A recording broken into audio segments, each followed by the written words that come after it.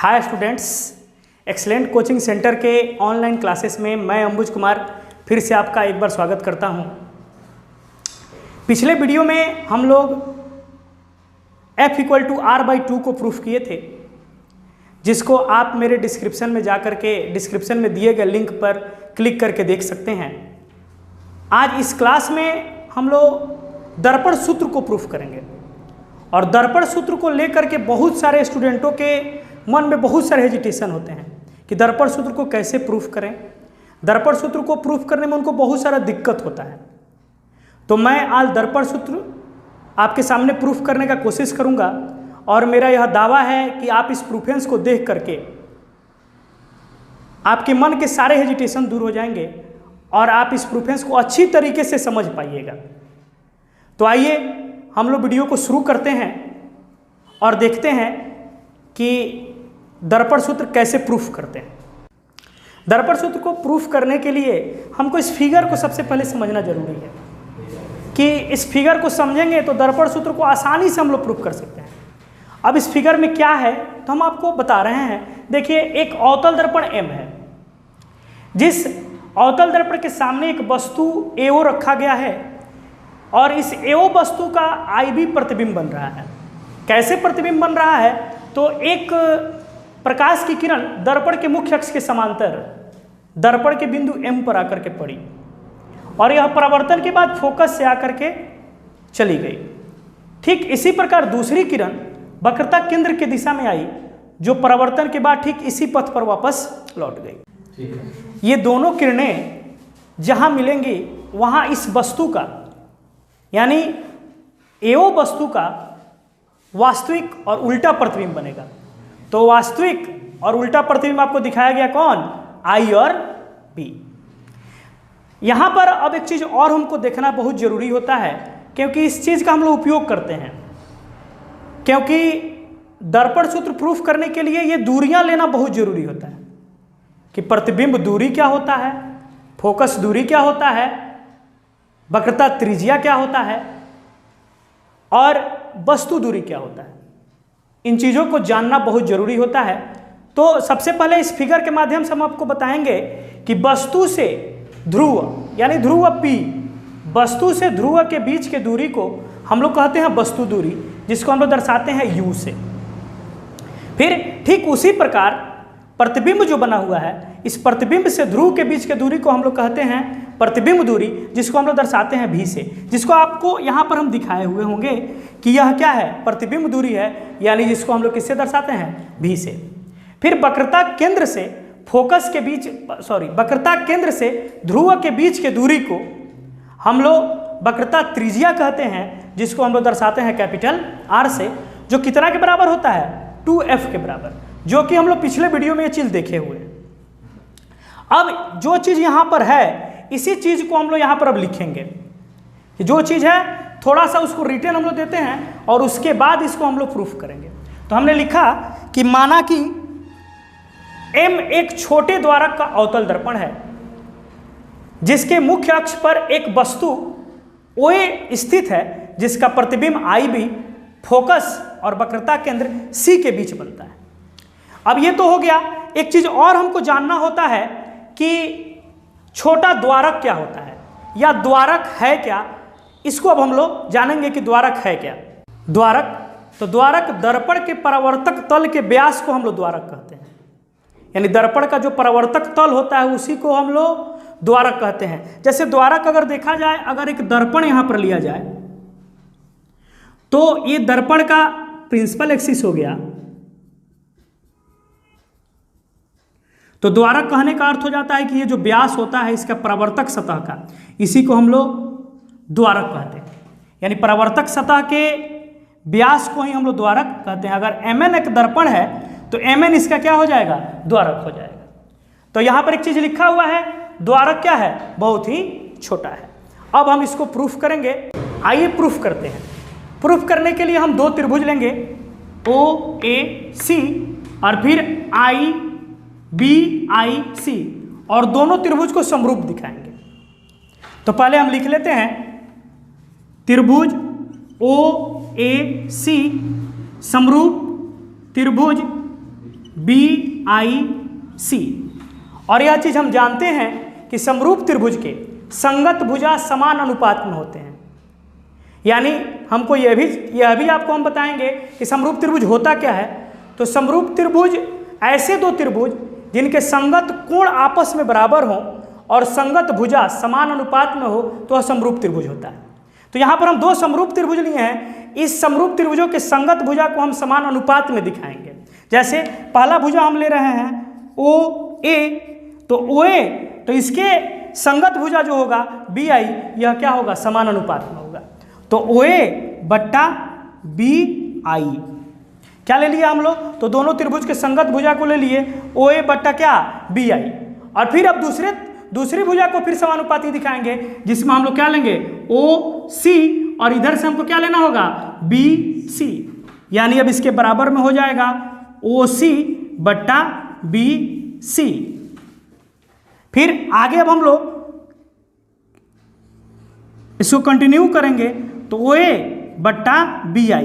अब यहां पर थोड़ा सा आपको समझना होगा कि OC यानी इतना दूरी मेरा OC है, इस बात को ध्यान समझना है। इतना दूरी मेरा क्या है OC है। तब इसको लेने के लिए हम लोग यह पूरी दूरी ले लेंगे, P से O के बीच की पूरी दूरी ले लेंगे। और इसको पूरी दूरी लेने के बाद इसमें से हम लोग PC दूरी को घटा लेंगे। यानी पूरा दूरी हम ले लेंगे क्या PO और माइनस क्या कर देंगे PC। यानी पूरा दूरी हम लोग लिए क्या PO और माइनस कर दिए P और C। यानी देखिएगा फिर से एक बार समझिएगा, OC के लिए हम लोग लिए क्या PO और माइनस कर दिए क्या PC। ठीक इसी प्रकार अब हम लोग आ रहे हैं बट्टा में किसके लिए B और C के लिए। यानी कहाँ तक दूरी B और C के लिए। इसके लिए तो अब हम लोग करेंगे क्या कि पूरा दूरी ले लेंगे कौन PC, टोटल दूरी कौन ले लेंगे PC और माइनस कौन कर लेंगे P और B को माइनस कर लेंगे। यानी पूरा दूरी ले लेंगे कौन P से C और माइनस करेंगे कौन PB। यानी इस चीज को हम लोग लिखेंगे PC minus PB equation number 1। अब इसके आगे अब हम लोग सेम फिर त्रिभुज लेंगे। तो इस बार हम लोग त्रिभुज लेंगे MQF। ठीक इसी प्रकार अब हम लोग कौन लेंगे तो फिर कौन BIF। तो इस त्रिभुज को हम लोग देखेंगे QMF समरूप BIF। यानी फिर हम लोग लिखेंगे समरूप त्रिभुज QMF समरूप त्रिभुज BIF। और समरूप त्रिभुज के फिर संगत भुजा को हम लोग समान अनुपात में दिखाएंगे। तो समान अनुपात में दिखाने के लिए फिर हम लोग क्या लेंगे QM बट्टा BI, QM बट्टा BI बराबर। फिर अब हमको कौन दूरी लेना है तो अब दूरी लेना है हमको QF बराबर BF। तो QF इस त्रिभुज से QF और इस त्रिभुज से क्या BF। और फिर इस चीज को हम लोग दिखाएंगे तो ये हो जाएगा QM बट्टा BI बराबर QF अब बट्टा BF के लिए। अब हमको क्या देखना है BF के लिए। तो BF के लिए हम लोग पूरा दूरी लेंगे PB और माइनस PF। टोटल दूरी लेंगे PB और माइनस PF। यानी इसको हम लोग लिखेंगे क्या PB माइनस PF। चूंकि यहां पर एक चीज है कि AO पैरेलल है किसके MQ के, AO पैरेलल है किसके MQ के, या कह सकते हैं OA पैरेलल है किसके QM के। तो इसको हम लोग लिख सकते हैं OA पैरेलल QM। तो जब ये पैरेलल है तो ये दोनों आपस में क्या होगा इक्वल होगा, दोनों इक्वल होगा। यानी OA बराबर QM। और एक चीज़ और हम आपको दिखाना चाहेंगे, जो यहाँ पर हम लिखे हैं कि छोटे द्वारक, ये द्वारक क्यों यूज किया गया, तो इसी चीज़ के लिए यहाँ पर द्वारक यहाँ पे लिखा गया है कि यहाँ पर यह दूरी, कौन सा दूरी, तो QF को हम बराबर दिखा देंगे किसके, PF के, यानी QF को हम लोग बराबर दिखा देंगे किसके, PF के। QF बराबर किसके, PF। यहाँ पर हम एक चीज़ लिखेंगे, छोटा द्वारक होने के कारण, छोटा द्वारक होने के कारण, छोटा द्वारक होने के कारण, यानी द्वारक छोटा है इसलिए QF बराबर हो गया किसके, PF के। अब इस मान को हम लोग यहाँ पर पुट करेंगे, तो यहाँ पर पुट करेंगे तो QM बराबर हो गया किसके, AO के, यानी AO बट्टा BI बराबर, अब यहाँ पर दिखाया जा रहा है QF बराबर हो गया किसके, PF के, मतलब PF बट्टा हो जाएगा किसके, PB के,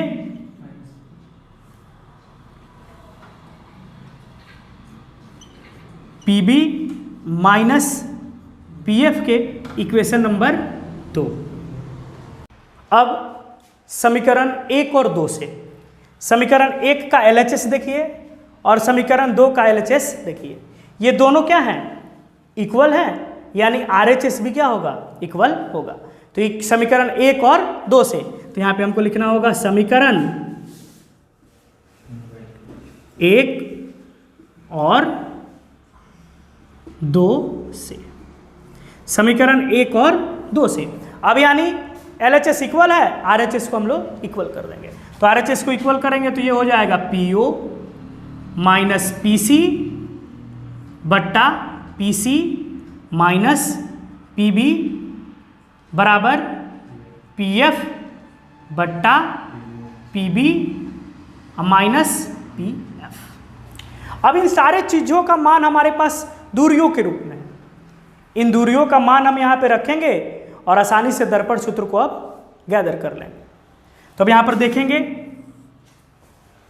PO, सबसे पहला बात PO, तब देखिए यहाँ से क्या PO, तो P से वस्तु के बीच का दूरी है, यानी इसको हम लोग क्या कहते हैं, वस्तु दूरी। तो वस्तु दूरी को हम लोग दिखाए किससे हैं, U से, तो PO बराबर हम यहाँ पे लिखेंगे क्या, वस्तु दूरी, और इसको हम लोग दिखाएंगे U से, और क्या दिखाएंगे, माइनस U। क्यों माइनस दिखाएंगे, क्योंकि चिन्ह परिपाटी के अनुसार सभी दूरियां, हम लोग साइन कन्वेंशन के अनुसार सभी दूरियां इस मूल बिंदु से मापते हैं। तो मूल बिंदु के बाएं साइड की सारी दूरियां क्या हो जाती हैं, माइनस हो जाती हैं, और इसके दाएं ओर की सारी दूरियां प्लस होती हैं। तो यह जितनी भी दूरियां हैं सब बाएं साइड में है, अतः इसका मान क्या होगा, माइनस में होगा। तो आपके सामने PO वस्तु दूरी मिला, जो क्या होगा, माइनस U। अब हम यहां पर दूसरी दूरी निकालते हैं PC, क्या निकालते हैं, PC।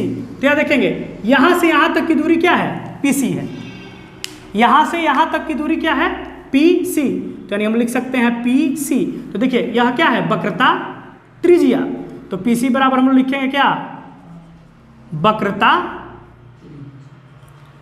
त्रिज्या, और वक्रता त्रिज्या R जो कितना के बराबर हो जाएगा, तो 2F के बराबर हो जाएगा, जो माइनस में यह भी होगा, यह भी किस में होगा, माइनस में होगा। दूसरी दूरी निकाल लिए, तीसरी दूरी के लिए आ रहे हैं, तो यहां पर भी PC है, तो PC निकल चुका है। फिर मेरे पास क्या है, PB, तब यहां से देखिए क्या है, P और B, तो यह प्रतिबिंब है। इस दूरी को हम लोग कौन सा दूरी कहते हैं, प्रतिबिंब दूरी, जिसको हम लोग दर्शाते हैं किससे, V से। तब यहां हम लिखेंगे PB बराबर प्रतिबिंब दूरी, जिसको हम लोग दर्शाएंगे किससे, V से, यानी यह हो जाएगा माइनस V। अब यहां पर देखिएगा PB हम लोग निकाल लिए, अब बच गया क्या, PF, लास्ट बचा क्या, PF, यानी PF बराबर, अब देखिएगा यहां से P और F, यह क्या है, फोकस है, तो ध्रुव से फोकस के बीच की दूरी क्या कहलाती है, फोकस दूरी कहलाती है, जो क्या होता है, F होता है, यानी इसको हम लोग लिखेंगे क्या, फोकस दूरी, यानी इसको लिखेंगे क्या, -f। अब इन सभी मानों को उठा करके हम लोग इस इक्वेशन में रखेंगे। अब देखिए PO, तो PO वस्तु दूरी माइनस U, तो यहाँ पर हम लिख लिए क्या, -u। फिर -PC, तो PC क्या, वक्रता त्रिज्या, जिसको हमको रखना है -2f, -2f, तो यहाँ पर बीच में माइनस है और फिर माइनस कितना, 2f, कोष्ठ में इसको कर देंगे, ठीक है। फिर बट्टा में क्या है, PC, तो PC के लिए क्या, -2f, तो -2f। फिर -PB, तो -PB के लिए आइए, तो PB के लिए क्या, -B, यानी फिर कोष्ठ में हम लोग क्या रख लेंगे, -B। फिर बराबर के उस साइड यानी इक्वल देंगे हम लोग, और इक्वल के बाद आ रहा है PF, तो PF बराबर देखिए क्या है, फोकस दूरी यानी -f, यानी ऊपर रखेंगे हम लोग क्या, -f। फिर बट्टा, फिर देखिएगा आगे क्या है, PB, तो PB बराबर क्या, प्रतिबिंब दूरी -b, तो फिर हम यहाँ पे क्या रखेंगे, -b। फिर माइनस, अब इसके बाद क्या है, PF, तो PF बराबर क्या है, फोकस दूरी -f, यानी यहाँ पे कोष्ठ में हम लोग क्या रख लिए, -f। अब हम जो इधर लिखे हैं इसको मिटा देते हैं, और मिटाने के बाद इस चीज़ को हम लोग क्या करेंगे, अब दर्पण सूत्र को प्रूफ कर लेंगे।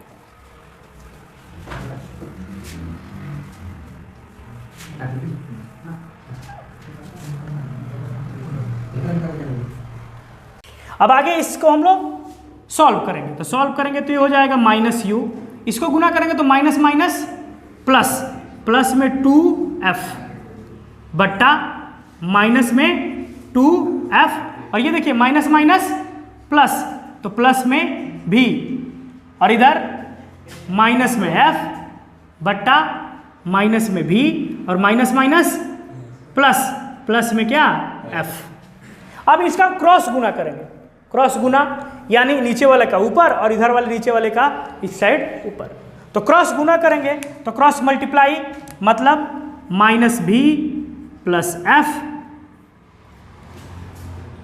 मल्टीप्लाई -u प्लस 2f, इधर -f multiply -2f plus v। अब इसका मल्टीप्लाई करके हम लोग लिख लेंगे, तो मल्टीप्लाई करेंगे तो बंटन नियम से, डिस्ट्रीब्यूटिव लॉ, यानी बंटन नियम से इसका हम लोग क्या कर लेते हैं, गुना कर लेते हैं। तो बंटन लॉ होता क्या है, तो पहले इसको लिखते हैं -v, और फिर कोष्ठ बंद करके पूरा ये लिख लेते हैं, यानी -u प्लस 2f।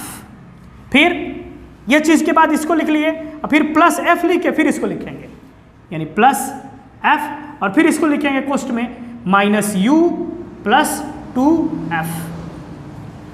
फिर इस तरफ अब माइनस माइनस प्लस, और देखिए 2 और f स्क्वायर हो जाएगा, यानी 2f स्क्वायर। फिर देखिए प्लस माइनस माइनस, और ये हो जाएगा कितना, f भी। फिर अब इसका गुना हम लोग इस साइड में करेंगे, तो गुना करेंगे तो ये हो जाएगा माइनस माइनस प्लस u भी, फिर प्लस माइनस माइनस 2f भी, फिर देखिए प्लस माइनस माइनस u और f, फिर plus plus plus 2f square, और बराबर के इस साइड वाला जो है उसको ज्यों का त्यों लिखेंगे अभी फिलहाल 2f स्क्वायर माइनस f भी। अब यहाँ एक चीज़ हम लोग जानते हैं कि बराबर के दोनों साइड अगर समान चीज़ रहे, समान चिन्ह रहे और समान वैल्यू रहे तो कट जाता है।